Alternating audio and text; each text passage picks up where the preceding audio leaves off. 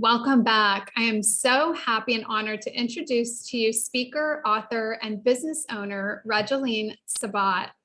Regeline is also known as Gigi, and she's the owner and founder of Life Service Center of America, LLC. She's a motivational keynote speaker, two-time best-selling author of the Walk With Me and God First books that have been endorsed by Les Brown and Life Coach and Confidence Coach. First-generation Haitian American, financial expert, Florida chapter leader for World Women Conference and Awards, the host of Walk With Me podcast, domestic violence advocate, sexual assault advocate, breast cancer advocate, human trafficking advocate, and mental health advocate. She is an experienced leader who has adopted a traditional approach to help people grow spiritually, financially, professionally, and/or personally. She does this by setting clear and measurable goals for those that are ready to take action and experience life growth and transformation. She also helps people get unstuck financially. So welcome to the summit, Gigi. Thank you. It's such an honor to be here today. So wonderful to have you. So I'm very excited because you have such a broad wealth of experience, and you have worked with so many different types of people in so many different types of settings, and your business has grown really rapidly. And so I'm excited for you to share with us what this idea of unique identity means to you as a business owner. Absolutely. Unique identity truly matters. Did you know that no two individuals in the world have the same fingerprints? Not even twins. Not even twins have the same fingerprints. We are all truly unique. We are God's children, and we are unique. And how we show up in this world as our unique selves truly matters. There's only one you. There's only one you. That's it. That's right. And then there's only one lifetime. There will never be another you. So why try to be anything else but you? And so showing up as your unique self truly matters, not just in your life, but in your business. In your business. I share the story with you all. When I first started out, individuals said, well, why did you name your company that? Well, why is your logo faith-based? Well, why are you faith-based? Because I'm faith-based. And I'm not changing that for no one. God first. Love that. Love that. And I think that that's something that's been lost. I mean, I think that a lot of people have felt like somehow they have to change themselves to become something, to be something that they're expected to be. But what you're saying is no, you just need to be who you were designed to be. Absolutely. Absolutely. Because think of it this way. If you try to be like someone else, what good is that going to do for the world? Because I tell you what, in everyone, there is a unique gift or superpower. Some folks like to call it superpower. I love that. That's one of my favorite words. Yeah. A lot of folks use that, right? Yeah. Superpower. And so what is it, right? What is your superpower? Right. For example, some nurses, right? I'm just using an example here. They have a superpower, right? Absolutely. They can make their patients feel better just like that at a snap of a finger. So everyone is truly unique. What's your unique gift? Teachers have a unique gift. I can go on. The list goes on and on. Officers, so many. Love that. So how did you tap into your own unique identity? Absolutely. By letting go and letting God. Let go and let God. And ideally, again, when we understand God's purpose for our life, there is no looking elsewhere. Because when you are truly passionate about your purpose and you understand it and you stepped into it, because you have to step into it. Right. Step into it, because a lot of people are aware of their purpose, but they say, oh, I'm not going there. I'm not stepping into it. Fear, right? Right. But once we understand that fear is only as real as we believe it to be, all things are possible. Him, with him. So it's so important. If there is a goal, a dream, or maybe even God's purpose for your life that you are aware of, that's right in front of you, and you are aware of it, I highly recommend you step into it. You step into it. It's your time this year. Don't wait till tomorrow, the next day, or the next day. Yes. Step into it today. Because he has a plan for your life, and he needs you to serve his people. And that's why servant leadership is so important. Servant leadership truly matters. Right. And so a lot of individuals show up in the world and they say, oh, well, I'm ready to lead. But here's the thing. A lot of people, so some folks, they go in there and they're thinking, okay, it's about me. It's about me. No, it's not about you. It's not about you. I'll say it again. It's not about you. It's about the people that you are serving. So powerful, so powerful. And I want people to really understand, to really know that their purpose is unique to them. There's not another person that's going to come to this planet with their purpose. That when we're given that purpose, we're intended to do that thing for a reason. And so when we step into that, we're really sort of stepping into the realm of the miraculous in a way. And I think that's why sometimes we feel that fear. It's kind of like, wait a minute, this is different. This feels different than what I've done before. And so how do we deal with that? How do we move through that feeling of this is different or uncomfortable or scary, and move into this thing that we're literally meant for? To your audience, write this down. Get comfortable being uncomfortable. And that's my answer to your question. Love it. It's okay. It's okay to be uncomfortable. It might feel odd at first. You might even question, like, what's going on here? But it's okay. It's okay. There's always a light at the end of the tunnel, but it requires you to trust the process. Trust the process and have faith, because what is faith? Faith is believing in the things that we cannot see. Have that hope. Have that hope. And I want to circle back to what you talked about. Being unique truly matters. Now, you and I both are domestic violence survivors and advocates. And I want to chime in on this topic real quick, because what we're seeing here is a pattern. You and I have worked in a lot of the similar fields here in regards to a lot of the folks who have survived domestic violence. You and I have spoken on several panels as well together. Right. A lot of collaboration there with domestic violence survivors. And one of the patterns that we're seeing is a lot of those folks are beaten for being unique. They are beaten. Right. Beaten for being unique. Oh, well, you should be this way. Oh, well, you should be that way. Well, Right. I don't like how you're dressed. I don't like that. You should dress this way. Right. And it goes on and on and on the list of how a narcissistic abuser treats those individuals, the victim, so to speak. And what we're seeing is a pattern of those women and men, because it does happen to men as well. It's not talked about in our society enough. Yeah. And essentially, what we're seeing is those individuals show up in the world as their unique selves.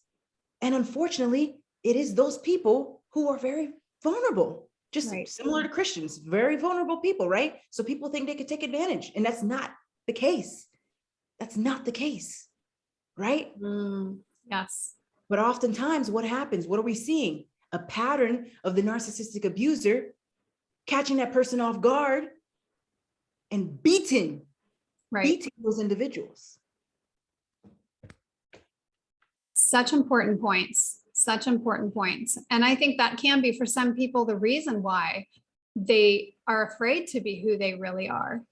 But at the same time, to know that there's help, there's resources that you can get out of those situations is really important. Absolutely. Absolutely. And so I share my story here.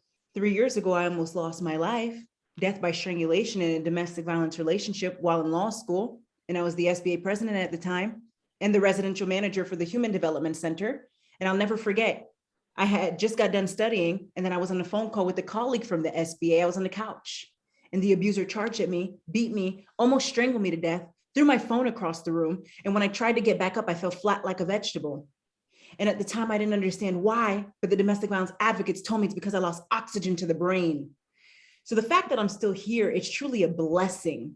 And so that's why I'm such a strong advocate for it today, because if we can intervene early on and educate people, it doesn't matter. I don't care what your title is, okay? I don't care if you're a doctor, if you're an attorney, I don't care what you are. People still need to be educated about this topic because it can happen to anyone. It can happen to anyone, man, woman, any age. Absolutely, absolutely. And there are a lot of tools and resources, and I know that you offer a lot of those. And so I just want to make people aware of that they can reach out, they can connect with you, they can find more resources if they need those through you. And that's super, super valuable. I mean, I don't by any means want anyone that's in that situation to think that they're alone or that there's no way out. That is just not ever the case. And so there is help, and we can help you find that. So important.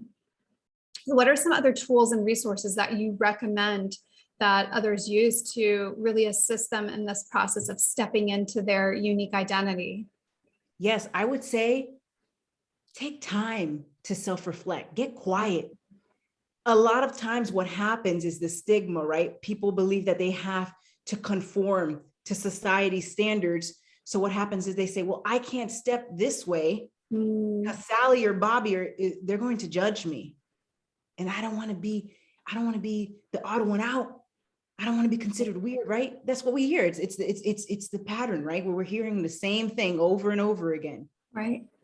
But if those individuals, if you're listening to this message today, you are truly unique. You're a beautiful soul and you're truly unique. So step into God's unique purpose for your life.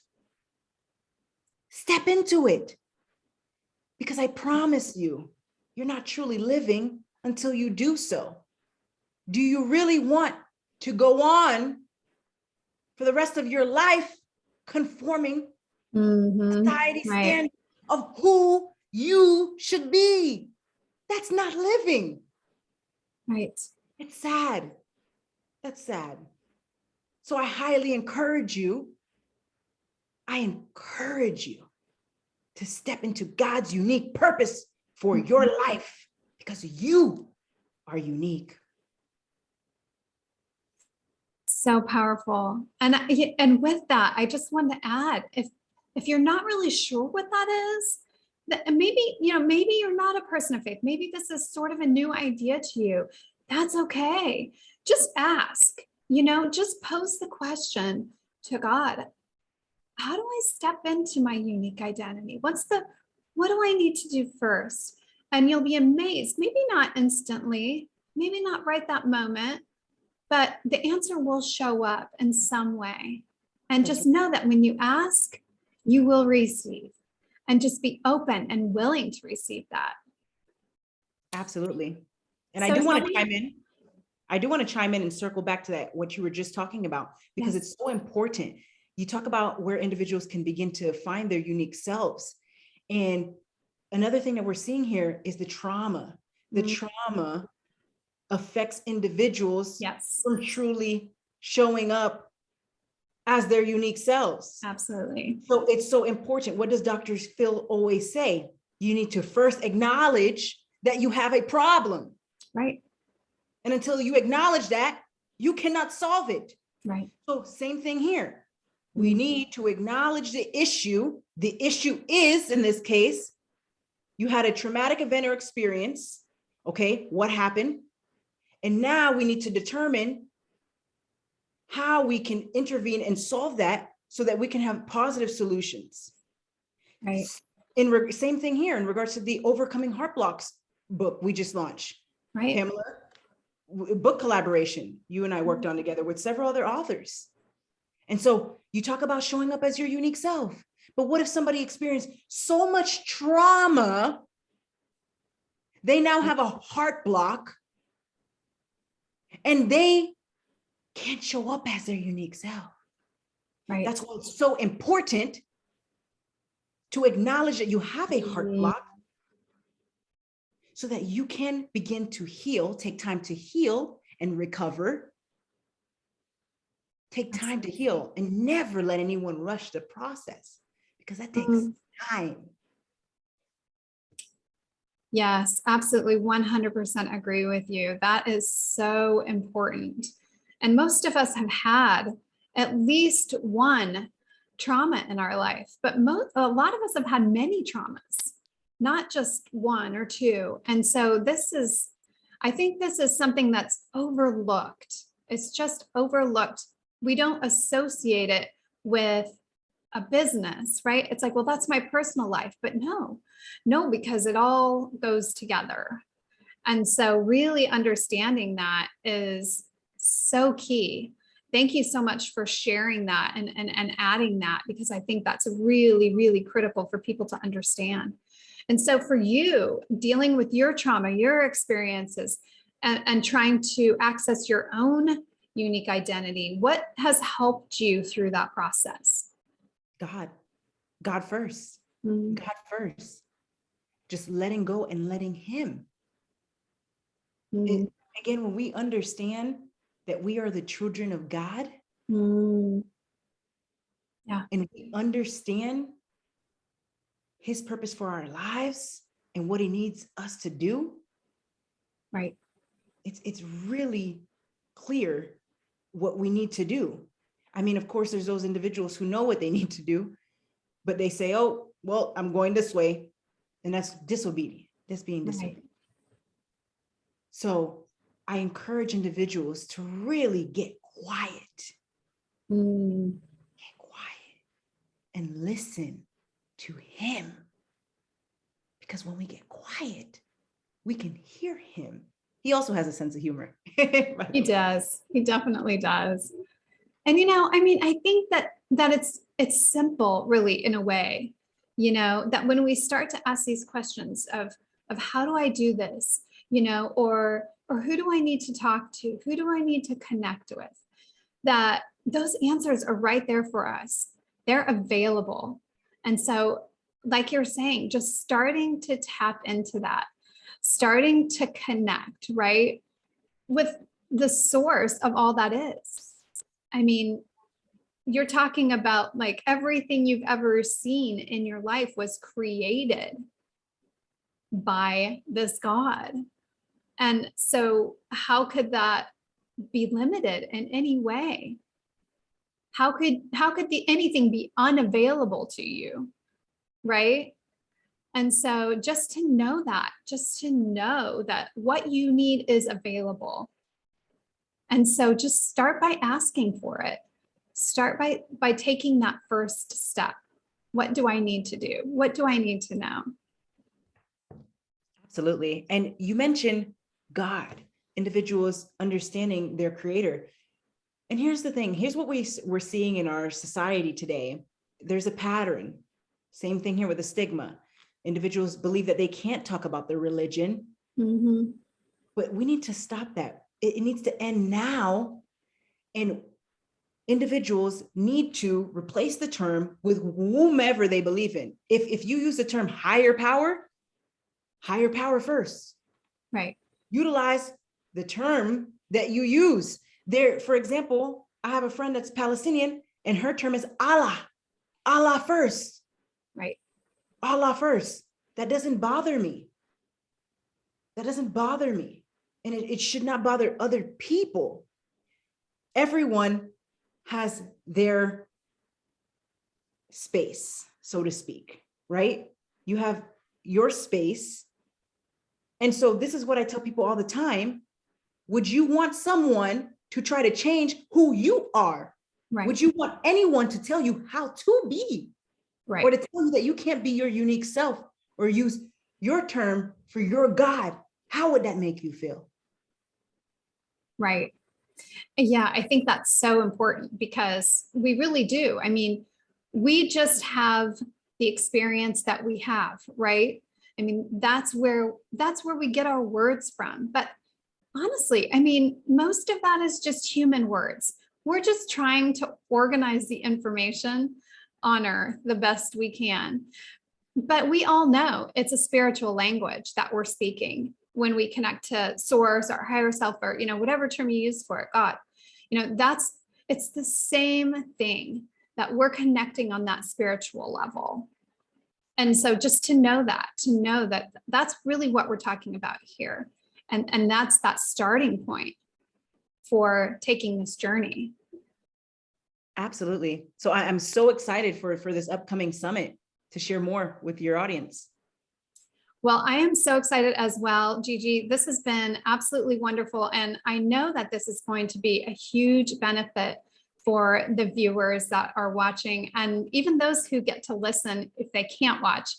I know this is, you know, it's kind of interesting when we do these summits and, you know, they go out into the world and we don't really know who hears them or who sees them, but we know that it's going out to the people that it's supposed to go out to.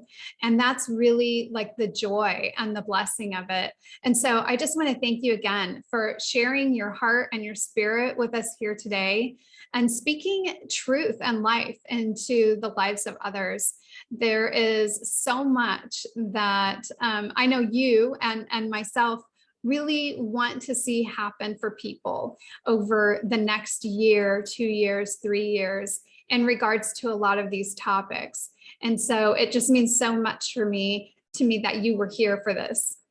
Thank you. And it's been such an honor to be here today. And I love what you said there, the changes that are coming into our society. I truly believe there's going to be a huge shift. Yes. There's going to be a huge shift in our society. And we're going to see a lot more individuals begin to show up as their unique selves and to heal from their trauma so that they can show up as their unique selves. Because we need to go to the root cause of all of those issues in regards to why people are not showing up as their unique selves. So I love what you're doing here. And I love the summit, and I'm so excited and honored to be a part. And I'm so excited. I look forward to it. Thank you so much. It's such a blessing. And thank you all for being here again today. And we look forward to seeing you in the next interview. Goodbye, everyone. See you soon.